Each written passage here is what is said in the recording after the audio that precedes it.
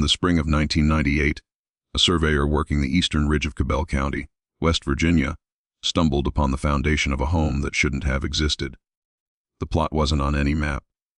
No deed tied it to a family name, but inside the collapsed cellar beneath rotted timber and a century of leaf rot, he found something that made him drop his equipment and walk back down the mountain without filing his report. 3 leather-bound journals, a rusted lantern, and a child's wooden doll with its face burned clean off.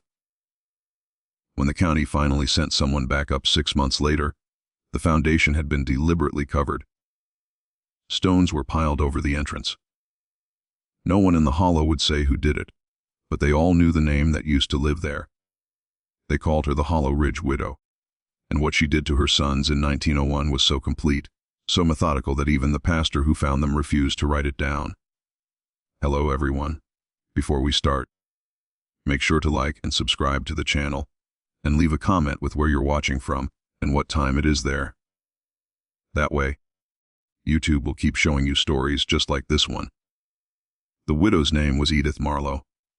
She was 41 years old when her husband drowned in the Guandot River during a spring flood. She had 5 sons, no daughters. The oldest was 23, the youngest was 9. They lived 7 miles from the nearest town, connected only by a logging road that washed out every winter. People said she took her husband's death like scripture, quiet, faithful, unshaken. But something in her eyes changed after the burial. The neighbors who brought her food said she wouldn't let them pass the porch. She stood in the doorway with her hands folded, thanking them in a voice so soft they could barely hear it. And behind her in the cabin, they could see her sons sitting perfectly still at the table, all 5 of them, watching her, waiting. By the summer of 1901, the Marlo family had stopped coming to town entirely. The oldest son, Daniel, used to make the trip every 2 weeks for flour and salt. But after June, no one saw him. The general store owner, a man named Virgil Cass, noted it in his ledger because the Marlos still owed credit. He sent his nephew up the ridge in late July to collect. The boy came back 3 hours later, pale and stuttering. He said the widow met him at the gate. She paid the debt in full with coins he'd never seen before. Old currency, tarnished silver. She told him they wouldn't be needing supplies anymore, that the Lord had shown her a different way. When the boy asked if Daniel was home, she smiled. He said it wasn't a cruel smile. It was worse. It was the smile of someone who believed beyond all doubt that she was righteous. The logging crews who worked the ridges that summer began to notice something else. Smoke rising from the Marlo cabin at strange hours. Not cook fire smoke, something thicker, sweeter. And on certain nights, when the wind came down through the hollow, they swore they could hear singing, not hymns. They recognized just one voice, low and steady, repeating the same melody over and over until it sounded less like worship and more like instruction. One crew foreman, a man named Horace Thorne, made the mistake of walking up toward the property line one evening to see if the family needed help. He got within 50 yards of the clearing before he saw them. All 5 sons standing in a circle in the yard, shirtless, heads bowed, and in the center, the widow holding a Bible open with both hands. She didn't look up, didn't acknowledge him, but the sons turned their heads in perfect unison. Horace left. He told his crew they weren't to go near that ridge again. By autumn, the rumors had begun. Not loud rumors. Not the kind that spread through Sunday service. These were whispered in tool sheds and over card games. People said the widow had gone strange with grief. That she decided her husband's death was punishment for something. That she was trying to atone. Others said it was deeper than that. That she believed her bloodline had been chosen. That God had taken her husband, so she could raise her sons into something purer, something unbroken by the outside world. The pastor, Reverend Amos Trip, rode up to the cabin twice that fall. The first time, she spoke to him through the door, told him they were well, told him they were praying. The second time, she didn't answer at all, but he could hear movement inside. Footsteps, breathing, and somewhere deeper in the house, a sound like sobbing that stopped the moment he knocked again. The youngest son, Thomas, was the first one people stopped seeing altogether. He'd been 9 years old that spring. Small for his age, quiet. The kind of boy who'd hide behind his mother's skirts when strangers came around. By October, when the logging crews passed the Marlo property, they no longer saw him playing in the yard or fetching water from the well.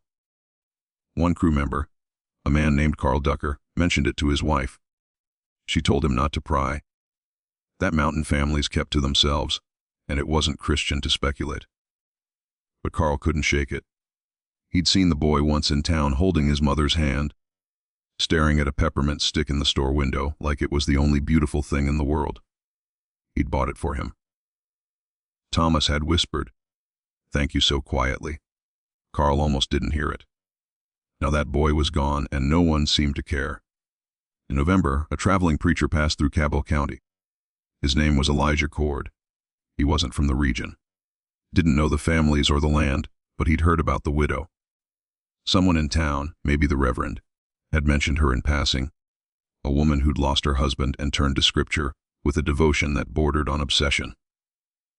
Elijah thought she sounded like the kind of soul who needed guidance. So, he rode up the ridge one gray afternoon, uninvited, with a Bible under his arm and a belief that faith could mend anything. He knocked on the door. The widow answered. She looked older than 41. Her hair was tied back so tightly it pulled at her temples.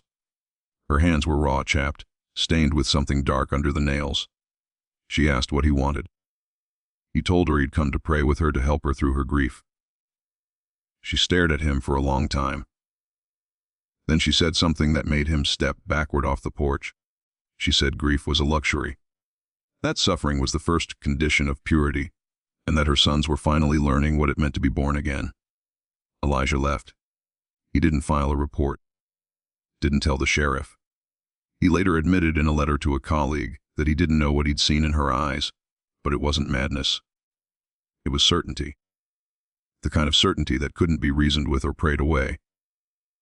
He said she looked at him the way a prophet looks at a non-believer. Not with anger, with pity, like he was the one who didn't understand. That winter, the smoke from the Marlo cabin stopped rising altogether. No one saw movement in the windows. No tracks in the snow leading away from the property. It was as if the family had sealed themselves inside. And when spring came, the silence from that ridge was so complete that even the birds seemed to avoid it. On the morning of April 16, 1902, Reverend Amos Trip made the decision to go back up the ridge. He'd spent the winter troubled by dreams he couldn't explain. Visions of boys standing in darkness, reaching toward light they couldn't touch. His wife told him to leave it alone, that the Marlos were in God's hands now. But Amos couldn't sleep anymore. He took his horse and rode up alone just after dawn, when the mist still clung to the trees like a veil. The closer he got to the cabin, the quieter the woods became. No bird song, no wind, just the sound of his horse's breath and the creak of leather. When he reached the clearing, he saw the front door standing open. Not broken, not forced, just open. Like an invitation, he called out. No answer. He dismounted and walked slowly toward the porch, his boots heavy on the wet ground. The smell hit him before he reached the steps, not decay. Something older, sour and stale, like air that hadn't moved in months. He stepped inside. The front room was empty. The table was set 5 wooden bowls, 5 spoons, a loaf of bread in the center, uneaten, covered in mold. The chairs were pushed back, as if everyone had stood up at the same moment and never sat down again. On the wall above the hearth, someone had carved words into the wood with a knife. The letters were deep, deliberate. They read, "The line must not break. The blood must stay pure." Amos felt his chest tighten. He moved deeper into the house. The back room was worse. The floor was covered in straw. Old blankets piled in the corners. And on the wall, scratched into the plaster with fingernails or something sharp, were names Daniel, Isaac, Caleb, Thomas, Ezra, written over and over in columns like a ledger or a prayer list. Beneath each name were tally marks. Some had 5, some had 12. Some had so many they bled into each other. Impossible to count. Amos didn't understand what he was looking at. Not yet. But his hands were shaking. He turned toward the cellar door. It was latched from the outside, a heavy iron bolt, rusted but still locked. He hesitated, prayed quietly under his breath. Then he pulled the bolt free and opened the door. The smell that rose from below made him gag. He covered his mouth and nose with his sleeve and descended the stone steps using a match for light. The cellar was narrow, cold. The walls were wet with condensation. And in the far corner, curled against the stone, were two bodies. Boys emaciated, their skin pale as wax, their clothes rotted through. Amos couldn't tell how long they'd been dead. Days, weeks, maybe longer. But what stopped him cold, what made him drop the match and stumble backward in the dark, was what he saw carved into the floor beside them: a circle, symbols inside, and at the center, written in something dark and flaking, a single phrase. She said, "We were clean now." The sheriff arrived that afternoon with 3 men. They brought the bodies up from the cellar and laid them in the yard under canvas. The coroner, a retired doctor named Samuel Pitts, examined them where they lay. He determined they'd been dead no more than 2 weeks' starvation, dehydration, but there were other marks: bruising around the wrists and ankles, old scars across the back, and something else he noted in his report but never spoke aloud: evidence of prolonged confinement, evidence of something he described only as depravity, inconsistent with natural family structure. He burned his notes 3 days later, but the sheriff had already read them, and what he read made him order a full search of the property. They found the widow in the woods half a mile from the cabin. She was kneeling beside a stream, washing her hands over and over, the water running clear, but her hands still moving, scrubbing at skin that was already raw and bleeding. She didn't resist when they approached. Didn't speak. She looked up at the sheriff with eyes that seemed to see through him, past him into some other place entirely. They asked her where the other sons were. She smiled, not with malice, with peace. She said they were with their father now, that the work was finished, that the bloodline had been made pure. When they pressed her, she began to recite scripture verses about sacrifice, about Abraham and Isaac, about the trials that separate the faithful from the fallen. She never stopped smiling. They found the other 3 sons 2 days later, buried in shallow graves behind the cabin: Daniel, Isaac, and Caleb. The oldest had been 24. They'd been dead for months. The ground was still frozen when they were put in the earth sometime during the deep winter. The coroner couldn't determine the exact cause of death for all of them, but the eldest, Daniel, showed signs of blunt trauma to the skull. Isaac had rope burns around his neck. Caleb's body was too decomposed to say, but in the dirt beside him, they found a leather journal. It belonged to him. The entry stopped in January of 1902. The last page was barely legible. Written in a trembling hand, it said, "She told us we were Adam's sons, that we had to rebuild Eden, that the only sin was refusal. I tried to leave. Daniel tried to stop me. She killed him for mercy. She said he'd been weak. She said the rest of us had to be stronger. If you're still watching, you're already braver than most. Tell us in the comments what you would have done if this was your family."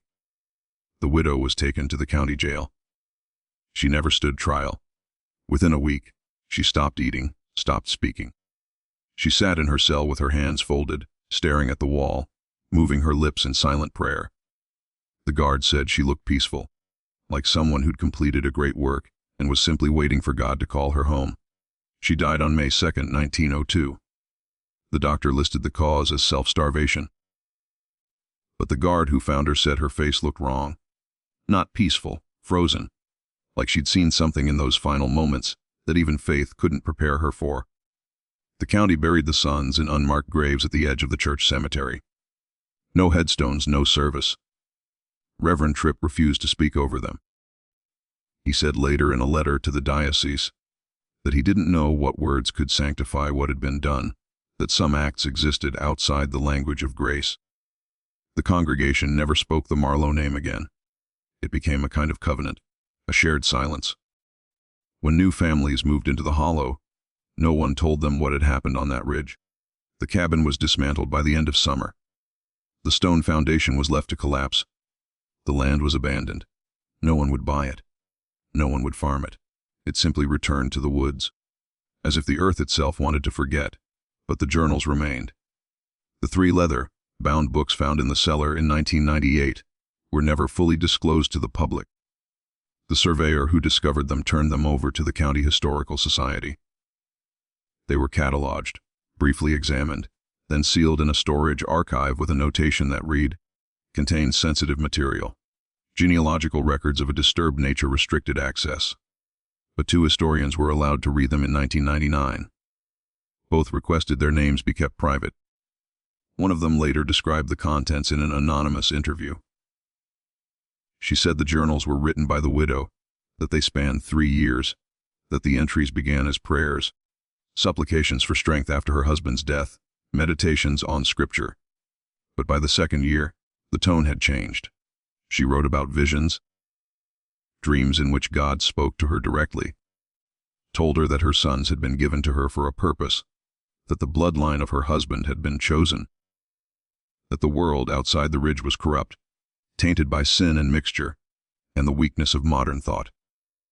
She wrote that her sons were the last pure branch of a sacred tree, that if they were to survive, to remain untouched by the fallen world, they had to be bound to each other, not as brothers, as something older, something Adam's sons would have understood before the flood, before the nation scattered and the blood went thin.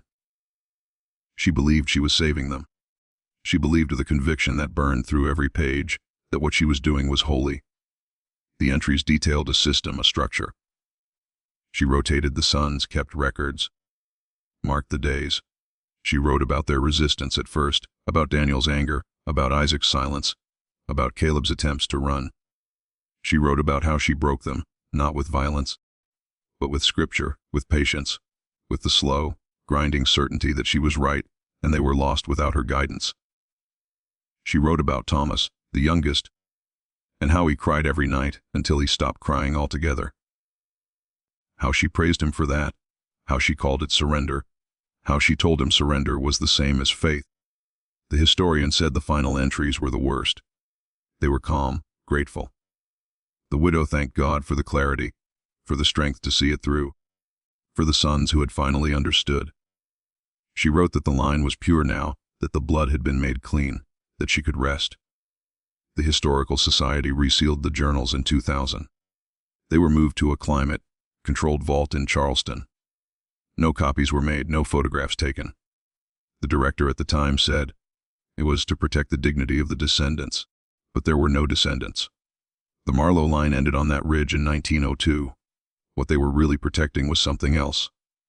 The idea that faith, isolated and absolute, can become indistinguishable from madness. That conviction without witness turns inward. That a mother's love twisted through scripture and grief can justify anything, even the destruction of her own children. The journals proved she wasn't insane. She was a believer, and that was somehow worse. In 2004, a documentary crew tried to film at the site. They were denied permits. The county cited safety concerns, unstable ground, but locals said it was something else. That people who went up to that ridge came back different, quiet. They said the woods felt wrong. That even in daylight, the clearing where the cabin stood was darker than it should be. That cameras malfunctioned.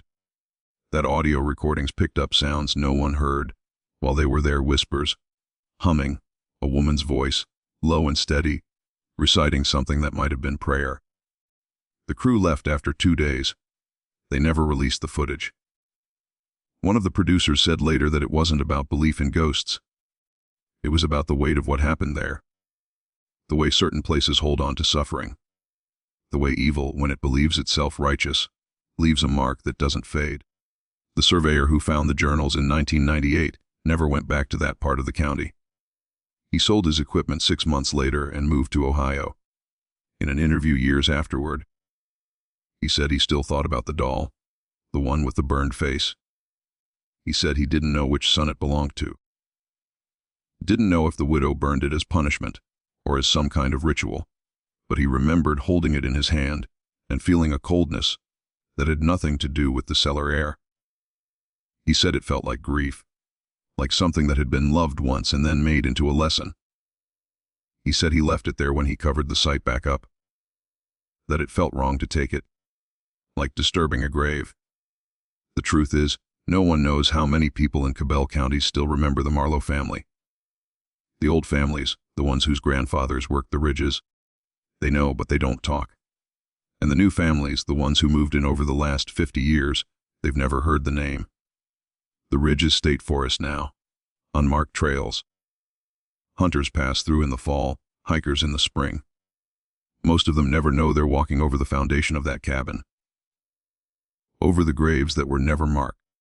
Over the clearing where 5 sons stood in a circle while their mother held a Bible and told them they were blessed. And maybe that's mercy. Maybe some stories are supposed to be forgotten.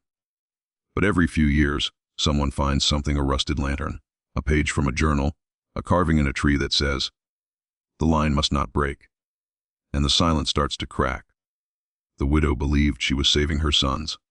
She believed it when she locked them in that cellar, when she carved her prayers into the walls, when she watched them waste away and called it purification. She believed it when she died.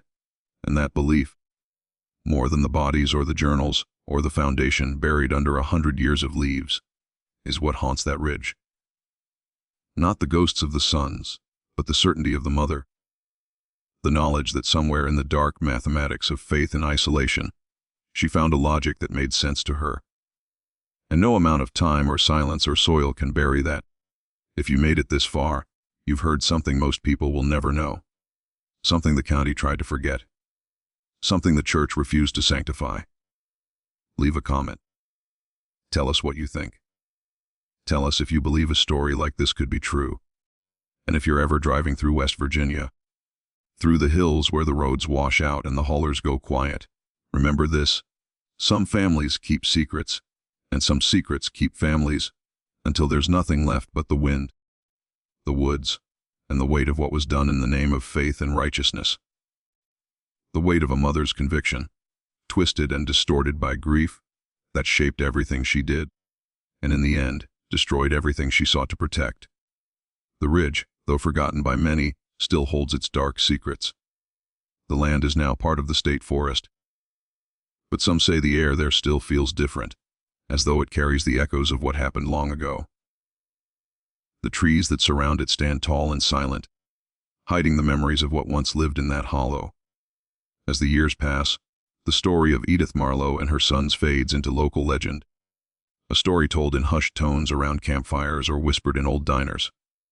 Some believe it is a cautionary tale, a warning about the dangers of isolation, of unchecked belief, of how far a mother's love can go when it is mixed with madness. Others, though, hold it in reverence, a grim reminder of the lengths to which some will go in the name of purity and salvation. But the truth remains hidden, buried beneath the foundation of the cabin and the weight of time. No one will ever truly know what happened to the Marlo family, and perhaps that is the way it should be. Some stories, no matter how dark or twisted, are better left untold. But for those who dare to remember, the ridge will forever be a place where the line must not break, where the blood must stay pure, and where the silence is not just the absence of sound, but the presence of something far older, far darker, and far more enduring than anyone can comprehend. That's the conclusion. The story of Edith Marlo and her sons ends with the haunting notion that some things are better left forgotten, but the land still carries the weight of their tragic history. The silence that surrounds the ridge is more than just a physical absence. It's a chilling presence, holding on to the dark beliefs and the twisted actions of the widow. It's a place where the line between faith and madness blurred, and the consequences were felt for generations. Though time may pass and new families move in, the ridge will forever hold its secrets, and the story will continue to crack open, piece by piece. Whenever someone finds a forgotten relic or stumbles upon the land where the Marlo family once lived, the ghosts of the past may not be seen, but they will always be there, lurking in the shadows, as real as the land itself.